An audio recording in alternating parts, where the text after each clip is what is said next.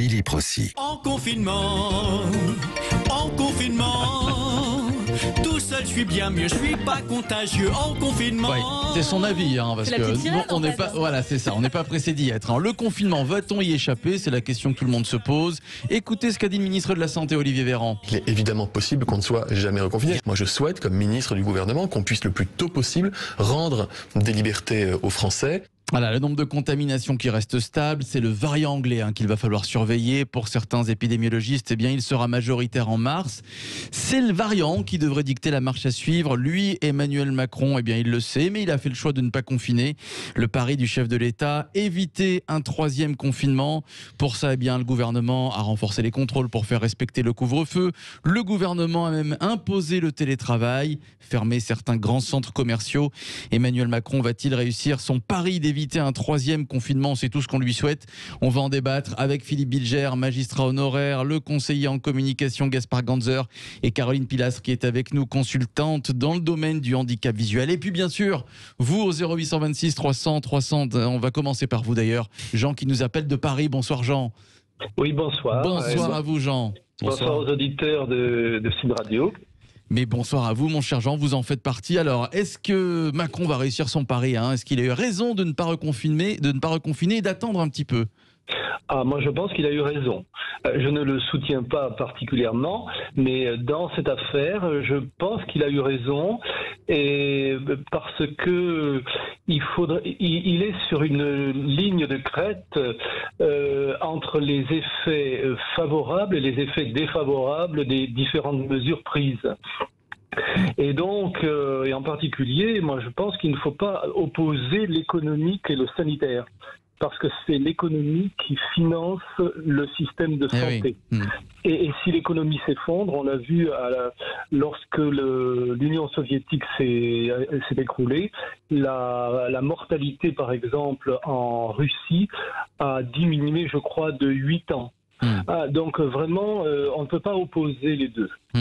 Alors c'est vrai que dans cette décision, je vous interromps Jean et Philippe Bilger, Macron était bien seul parce que tout le monde voulait qu'il confine, les spécialistes, Jean Castex, le Premier ministre, qui n'était pas content de la décision d'Emmanuel Macron, et finalement, il a pris cette décision. C'est pour ça que je pense que le pari du président peut être gagné. Parce que je n'ai peut-être pas mesuré assez l'importance du coup de force du président lorsque, contre toute attente, il a refusé le 3e confinement, alors que, semble-t-il, beaucoup d'éléments, d'arguments militaient, et notamment de la part des professionnels et des médecins, en faveur d'un confinement. Donc, à partir du moment où, contre toute attente, à l'époque, il a pris cette bonne décision provocatrice, j'imagine mal que la situation se dégrade à l'avenir à un point tel qu'on serait obligé de revenir sur cette décision qu'il a imposée à juste titre. Alors on n'espère pas évidemment que dans un mois tout redevienne dans le rouge, j'ai envie de dire. Qu'est-ce que vous en pensez, Gaspard Ganzer? Moi je pense qu'il fallait beaucoup de courage pour prendre la décision qu'il a prise il y a 10 jours, parce qu'à peu près tout le monde lui disait de confiner durement, y compris en fermant les écoles. Moi j'étais foudrage par avance, parce que je suis père de famille nombreuse et j'avais pas du tout envie que les enfants se retrouvent de nouveau privés d'école, et que moi personnellement je sois totalement bloqué dans ma situation professionnelle, comme beaucoup d'entrepreneurs et de chefs d'entreprise. Et donc le président a tenu bon. À partir du moment où il a tenu bon, je ne vois pas ce qui pourrait conduire à un changement de position, sauf si vraiment il y avait une explosion du nombre de contaminations, du nombre de morts. Et paradoxalement, aujourd'hui, on s'est presque habitué, et c'est terrible et très triste d'ailleurs, à ce qui est près de 500 morts par jour. Oui. Et on vit maintenant avec le virus et la morbidité du virus. Et donc, j'ai envie de devenir optimiste. Je pense que le président a fait preuve du courage qu'il faut pour un chef d'État dans une situation difficile. C'est un pari extrêmement risqué qu'il a pris, mais je pense qu'il peut le gagner. Ouais. Tiens, qu'aurait fait François Hollande? Qu'aurait fait François Hollande? Je ne sais pas. Non, je ne sais pas ce que François Hollande aurait fait. En revanche, l'analogie a toujours ses limites, mais je me souviens d'une circonstance que je vais vous raconter vraiment en quelques instants. Nous avons eu les attentats du novembre 2015. Le 13 novembre 2015, terrible, vous le savez, 141 morts, 400 blessés. Juste après, il devait y avoir des élections régionales.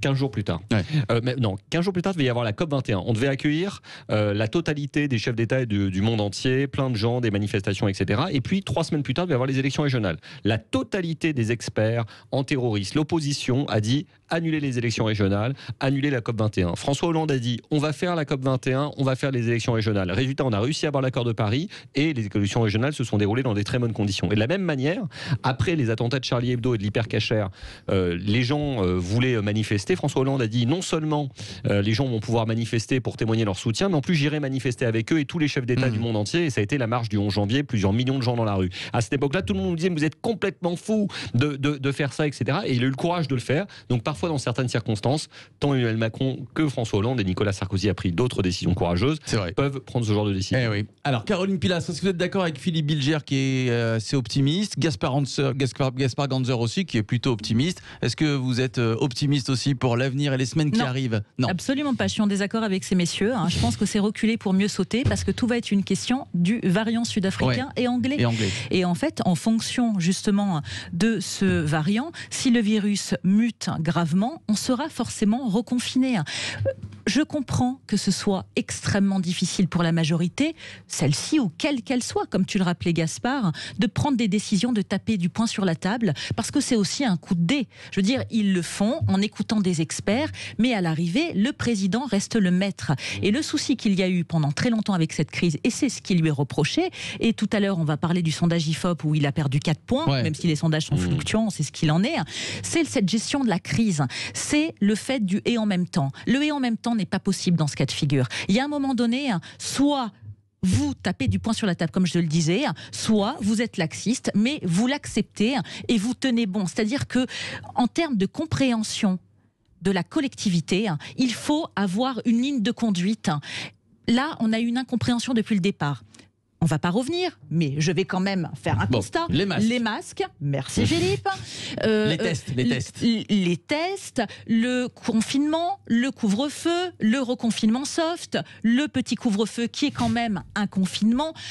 Il y a un moment donné, on ne comprend plus. On ferme, on rouvre certains endroits, alors qu'on sait qu'on va tous se retrouver aussi dans des magasins pour acheter des vêtements. Voilà, je caricature. Mais là, je trouve qu'il a bien fait de dire « je ne vais pas écouter le conseil scientifique », même s'il prend la mesure du problème, qui est gravissime. Ça n'est pas un neuneu, le président. Mais là, il joue son rôle de chef, de leader, sans mettre en avant forcément les décisions du Premier ministre ou du ministre de la Santé. Et c'est ce qu'on attend de lui. Qu'on le critique ou pas, qu'on soit dans l'opposition ou pas, moi, je veux un chef qui me dit les choses. Et j'accepterai, s'il ne m'infantilise pas, de comprendre là où il veut en venir, si c'est clair une fois de plus. Parce que je suis une citoyenne avant toute chose. Et il met aussi ma vie et mon quotidien en jeu. Deux remarques rapidement. En fait, il y a un paradoxe du point de vue de la communication, c'est que Macron a pris cette décision extrêmement courageuse et qu'il ne l'a pas annoncée lui-même. Paradoxalement, alors qu'il aurait pu en retirer annoncer la bonne nouvelle. Annoncer la bonne nouvelle. Et il a décidé de ne pas le faire, ce qui montre que quand même la décision a été très difficile à prendre. Et après peut-être un petit élément de coulisses, je crois quand même que ce qui a beaucoup agacé le président de la République, c'est qu'au mois d'octobre, quand il a annoncé le reconfinement, les experts scientifiques lui avaient dit « Vous verrez, c'est inéluctable, confinement ou pas, vous aurez plus de 9000 personnes en réanimation. » Il y a eu le confinement, on n'a jamais dépassé les 3000 en réanimation. Donc le président de la République a fini par se dire que quand même, les experts scientifiques avaient quand même tendance à tirer la couverture un peu trop sur eux. Philippe Bilger. C'était une décision d'autant plus courageuse et improvisée que le Premier ministre a été prévenu au dernier moment et que lui-même n'a pas prévenu les ministres. Là où je ne saisis pas totalement ce qu'a dit Caroline, j'ai bien compris le bilan rétrospectif catastrophique, d'accord, mais lorsque le président de la République prend cette décision qui refuse le reconfinement, précisément pour la première fois, il sort du en même temps. Et donc là, on a eu enfin la clarté d'une décision politique qui est allée contre le conformisme sanitaire. C'est ce qu'elle a dit, enfin un chef. Il le fait maintenant. Mais si dans quelques semaines, il y a le variant qu'est-ce qu'on va faire? Il faudra bien qu'il prenne d'autres mesures parce qu'on sait très bien qu'un jour chasse l'autre avec ce virus. Ce qu'on lui reprochait précédemment, c'est de ne jamais être clair. On ne savait pas s'il jouait le bad ou le good flic, cop, par rapport à ses ministres. Donc c'est ça en fait qui n'était pas clair le concernant. Maintenant il dit quelque chose, il assume. On sait très bien que c'est un politique, Philippe Bilger, que c'est une tactique. Si jamais son pari est gagné et qu'on ne va plus reconfiner, comme a dit Olivier Véran, plus si jamais on arrive à vacciner tous ces millions de Français avant la fin de l'été, comme il l'a promis, le président de la République va ressortir quand même assez renforcé de cette fin de crise. Ouais, Philippe. Oui. Allez, Philippe. Ouais. Mais on n'oubliera pas non plus ce qui a été mauvais, mais je crois, et Gaspard le disait tout à l'heure, nous avons eu un auditeur hier soir qui a été formidable parce qu'il a rappelé l'importance du vaccin pour les gens qui avaient le bonheur d'avoir eu les 2 injections. Il a dit c'est extraordinaire le rapport à la vie qu'on a tout à coup. Et si tout ça s'améliore, et apparemment ça commence à aller un petit peu mieux, eh bien il pourra peut-être y avoir une embellie pour le président et on ne sait jamais, même avec une conséquence politique positive, je n'en sais rien. Non mais ça pourra rééquilibrer les choses en termes de communication, ça c'est sûr. S'il ne s'est pas planté sur la question d'un 3e reconfinement, si tout va dans son sens, que une fois de plus tout se passe comme il l'envisage. Parfait pour lui, et moi je lui souhaite, parce que de toute manière ça va dans notre sens. Mais si ça n'est pas le cas, on va pas lui en vouloir pour l'instant de ne pas reconfiner si les chiffres de l'entrée dans les hôpitaux est bonne, entre guillemets. Entendons-nous bien, il y a toujours des gens qui meurent et des gens qui ont des séquelles. On n'est pas, comme tu le rappelais, il y a 500 personnes par jour, et personnellement je ne m'y habitue pas. Une personne, quand vous la connaissez en plus, ça fait toute la différence, ça n'est pas juste un chiffre. Réponse dans quelques semaines, parce que c'est censé arriver en mars, le variant majoritaire.